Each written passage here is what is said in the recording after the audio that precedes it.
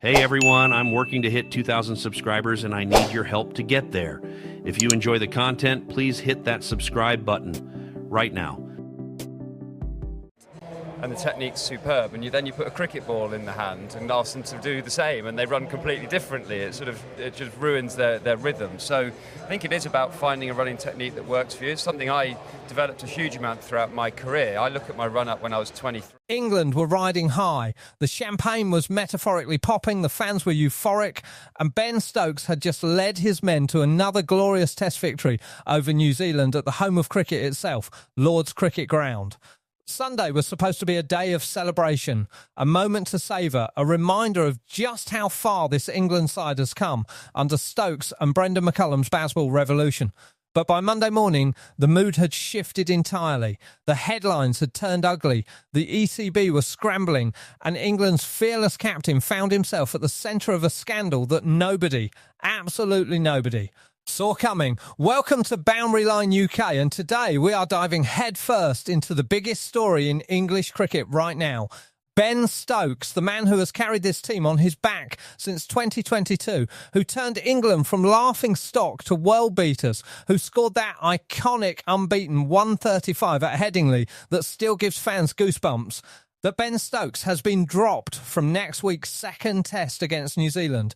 Not rested, not injured, dropped. And the reason? A nightclub, a midnight curfew, a confrontation with a Saracens rugby player, and a security guard who ended up in the wrong place at entirely the wrong time. Let's break it all down, because this story has more layers than a Lord's long room sandwich, and every single layer is absolutely worth talking about. So here is what we know.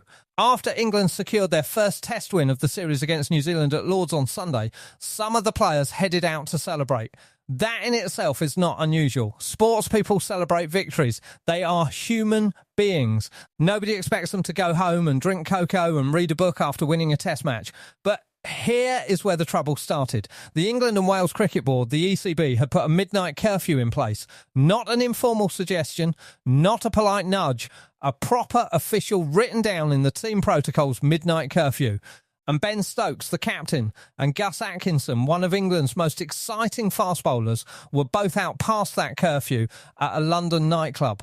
Now, you might be wondering why the ACB had imposed such a curfew in the first place, and that is an important question, because this curfew was not plucked out of thin air. It was a direct response to growing criticism of the England team's professionalism and, frankly, their drinking habits.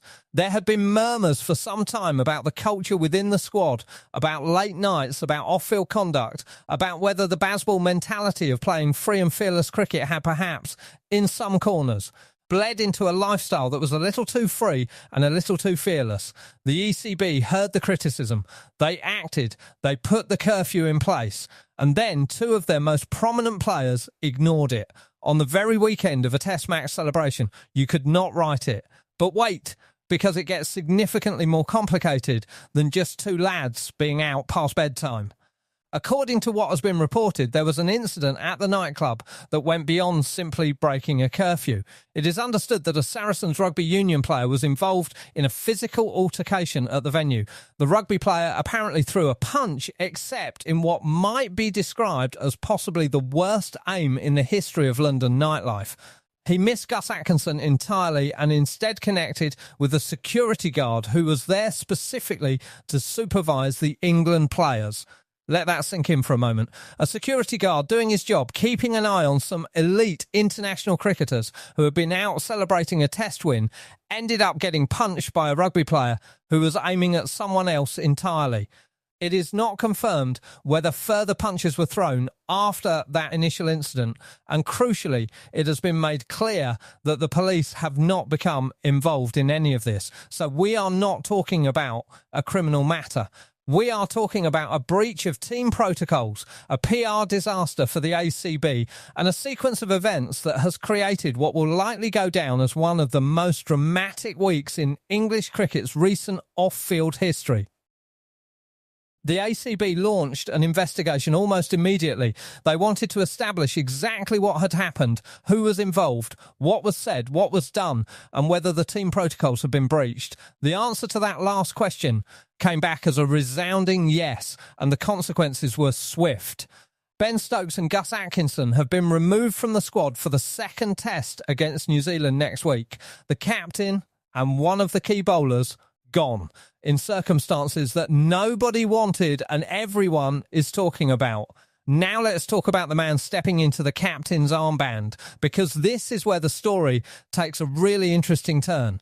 You might have assumed that the vice-captain Harry Brook would be the natural choice to lead the side in Stokes' absence. He is the deputy, after all. He is an outrageously talented batsman, one of the most dangerous players in world cricket right now, the kind of player who can change a game in a session.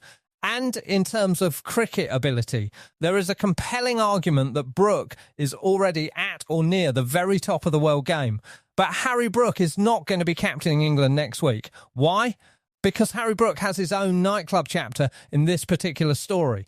Back in November, Brook was involved in a scuffle with a nightclub bouncer. He was fined for that incident. It was dealt with at the time, and Brook has continued to play and thrive for England. But given the circumstances, given that the ECB are already dealing with a nightclub scandal, given that they imposed a curfew specifically to address concerns about professionalism, appointing Brook as captain in this moment would have sent exactly the wrong message. You cannot drop your captain and his teammate for breaking a nightclub curfew and then hand the captaincy to someone who was himself involved in a nightclub incident just 7 months ago. The optics would have been catastrophic. And so the ACB turned instead to someone with what can only be described as an almost impeccably clean record. Someone who has played over 150 test matches for England.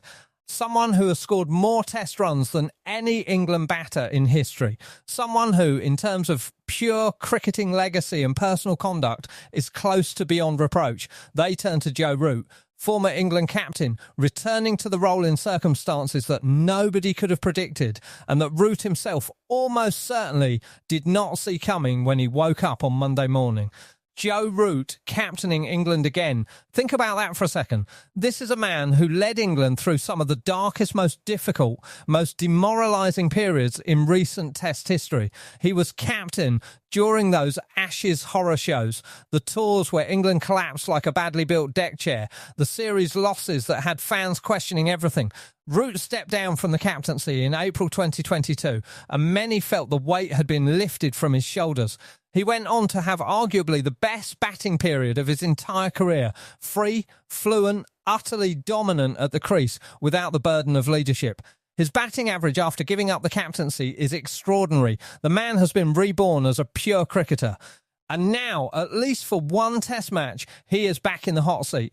And you know what? There is something almost poetic about it, because Root's record as a person, as a professional, as someone who has always carried himself with dignity, even through those brutal losing runs, is as close to spotless as you will find in international cricket. The ACB needed someone they could absolutely trust not to generate any further headlines of the wrong kind this week. Someone whose presence in the press conference would send a message of stability, reliability and seriousness. Joe Root is that person. But let's be honest about what this situation really represents, because beyond the headlines and the individual stories, there is a much bigger question hanging over English cricket right now. And that question is this: has the Bazball culture gone too far? When Stokes and McCullum took over England in the summer of 2022, they transformed everything. They tore up the old rule book. They told players to express themselves, to play without fear, to enjoy their cricket, to be themselves. And it worked brilliantly. England started winning test matches at a rate that was frankly astonishing. They played cricket that was exciting, bold, entertaining and effective. The crowds came back. The TV audiences grew. English cricket had a pulse again for the first time in years. Bazball was not just a tactic, it was a philosophy, and for a while that philosophy felt like it could do no wrong. But with that freedom comes responsibility. And that is the nuance that has always sat slightly awkwardly alongside the Bazball narrative. When you tell elite athletes to be themselves and play without fear and embrace a free spirit approach, you also have to make sure there are boundaries. You have to make sure that the freedom on the pitch does not translate into a disregard for the rules and expectations that come with representing your country. And the fact that a midnight curfew, a curfew imposed specifically in response to concerns about professionalism, was broken by the captain himself of all people, suggests that somewhere along the way those boundaries became blurry.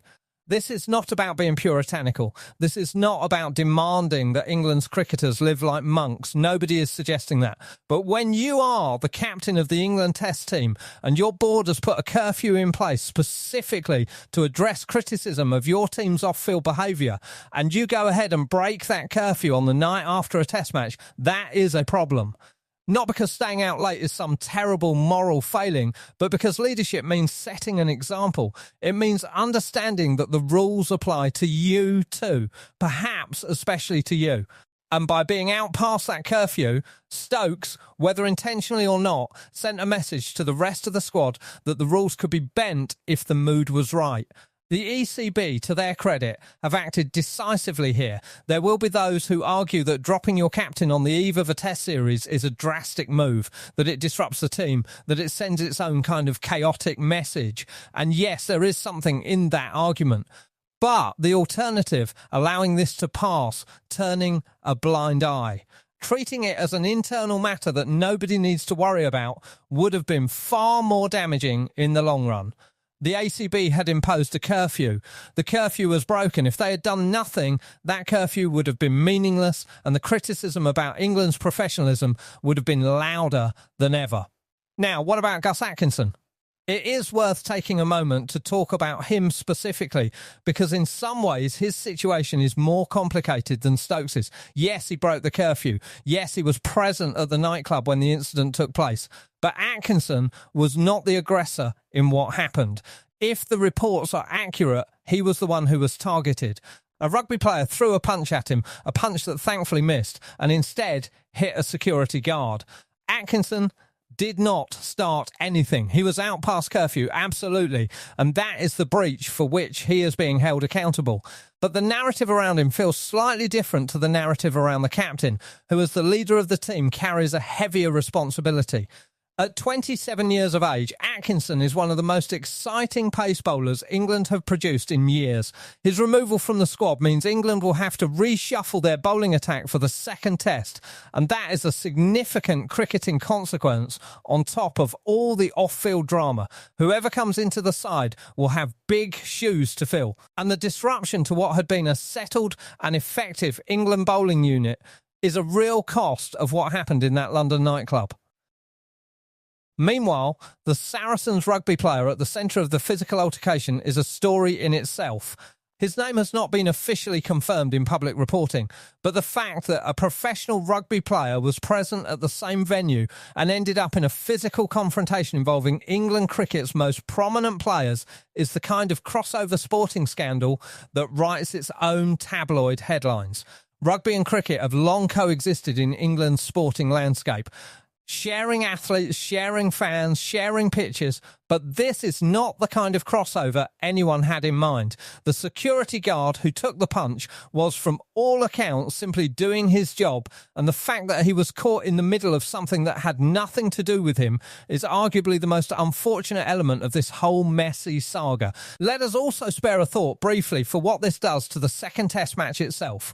England versus New Zealand, a series that had started so well with that Lord's victory. New Zealand are a quality side. They are well organised, disciplined, and they will absolutely look at this week's events in the England camp and see an opportunity. When your opponents are in the middle of a captain dropping, squad shuffling, scandal managing crisis, that is exactly when you want to be playing them. The New Zealanders are too professional to publicly gloat, but you can bet there are a few quiet smiles in their dressing room. England, heading into the second test, will be led by a man who has not captained the side in 4 years, without their regular captain and one of their best bowlers. On paper, this is the kind of situation that should be an opportunity for New Zealand to level the series. But here is the thing about Joe Root. Here is the thing about experience, class and cricketing intelligence. Root has seen everything.